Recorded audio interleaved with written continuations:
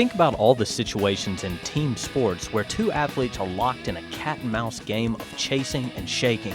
In other words, an offensive player doing everything in his power to lose a defensive player who is sticking to him like glue. These little battles take place constantly and often decide the outcome of entire games.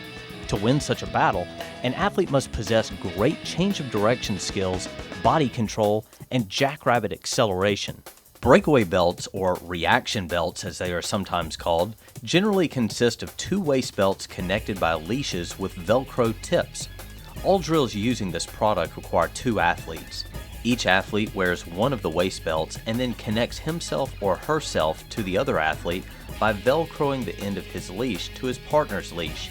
Each drill challenges one of the athletes to break the connection by creating separation, while the other athlete attempts to maintain the connection by closely mimicking his partner's movements. This first drill places athletes face-to-face in a game of Lateral Mimic. Here the athlete on the right side is going to attempt to break the Velcro connection within 5 seconds by moving laterally in his defined area. The athlete on the left will try to keep the Velcro connected by mimicking the movements of the lead athlete.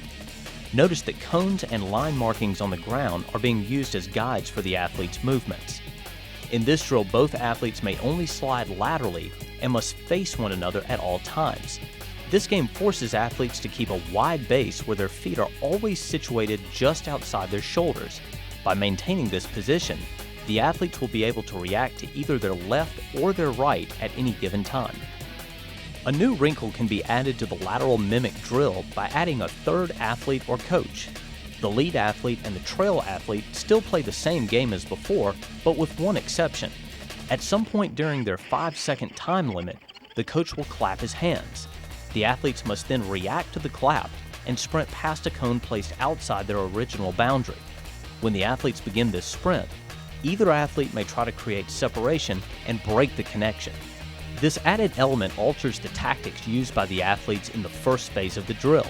In other words, the lead athlete wants to create separation in the Lateral Mimic portion of the drill, but he does not want to get caught in a position where he would be at a disadvantage in the subsequent sprint if the coach claps his hands.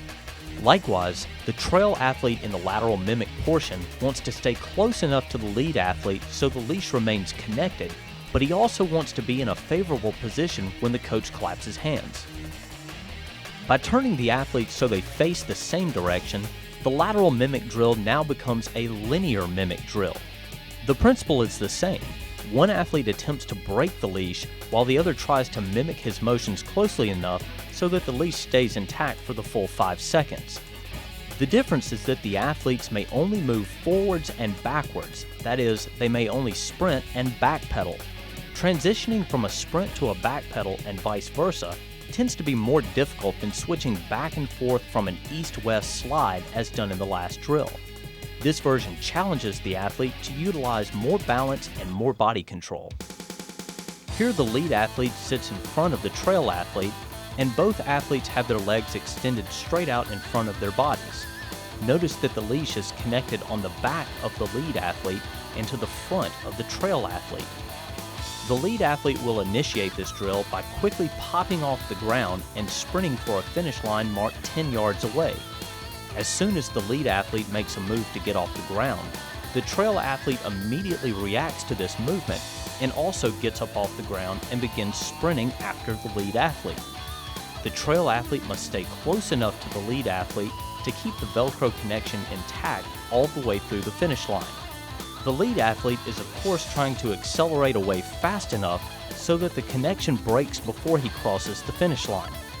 As with most of the drills on this video, if the lead athlete absolutely blows the trail athlete away, you can even out the difference in ability by using a longer leash. Here we have a series of gates set up with colored cones. The gates are placed in a zigzag configuration that athletes are instructed to visualize as a narrow hallway with a bunch of sharp corners. The lead athlete starts just behind the first gate, and the trail athlete starts a step behind the lead athlete.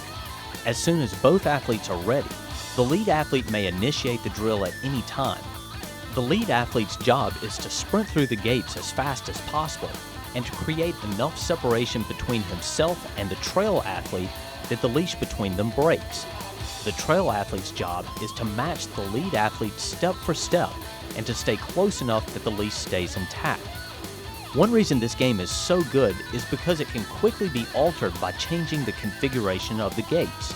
Long straightaways between the gates play to the favor of an athlete with strong acceleration skills, while gates placed closer together with sharper turns force more extreme change of direction. Additional gates can also be added to test the endurance of the athletes. In this version of Breakaway Chase, we have placed 3 cones in a triangle configuration. The triangle is an important shape to use because it allows the use of long straightaways ending with extremely sharp turns. The straightaways give the lead athlete a chance to use raw acceleration skills to jet away from his opponent. However, although the lead athlete is given the opportunity to reach a high speed in the straightaway, the corner forces him to be able to slam on his brakes, come to a near complete stop, and then successfully make the turn and re-accelerate into the next straightaway. Thus, the triangle forces both athletes to balance between 2 movements that are polar opposites, sprinting and stopping. Another configuration that forces athletes to use the same 2 extreme forms of movement is the rectangle or racetrack shape. In this instance, the cones are set up in a long, skinny rectangle. Once again, the athletes are given the opportunity to pick up a great deal of speed in the straightaway, but are then forced into a hairpin turn. The lead athlete may choose to simply try to out-sprint his partner in the straightaway, but if he picks up too much speed, he runs the risk that he won't be able to execute a tight enough turn.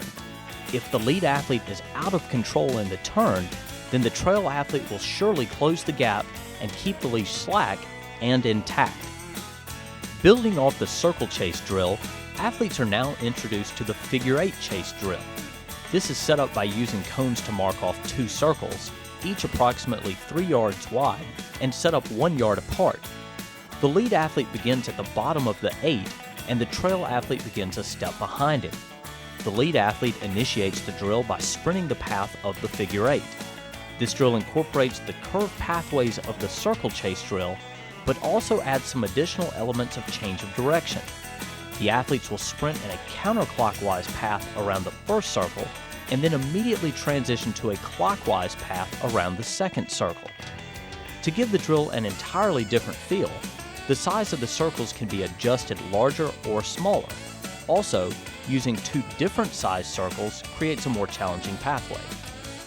Jungle Chase gives the lead athlete even more freedom to choose where he is going to move. It also gives him the freedom to choose how he is going to move. In this drill, sprinting, backpedaling, lateral moves, spins, and jumps are all allowed. The lead athlete must stay within the confines of a box marked with cones, but within that box he can do whatever he wants in an attempt to break the leash connection. In this demonstration, the athletes have been placed inside a 10 by 5 yard box and given a time limit of 5 seconds. However, longer or shorter time limits can be combined with larger or smaller boxes to change the feel of this game. The double break drill is unique because it causes the lead and trail athletes to reverse their roles right in the middle of the drill. Here the lead athlete begins a couple of steps in front of the trail athlete. The lead athlete will sprint 10 yards and touch a line. During this sprint, the lead athlete is trying to break the trail athlete, and the trail athlete is attempting to stay close enough to prevent being broken. Once the lead athlete touches the line, he then reverses his sprint and heads back towards the original starting line. As soon as the trail athlete sees the lead athlete touch the line, the trail athlete also reverses his sprint and now tries to break the connection on the way back. Remember that you want each of your breakaway games to be as evenly matched as possible. So if you have 2 athletes of different abilities, try adjusting their starting positions or the length of the leashes until you get a matchup that is challenging to both of them.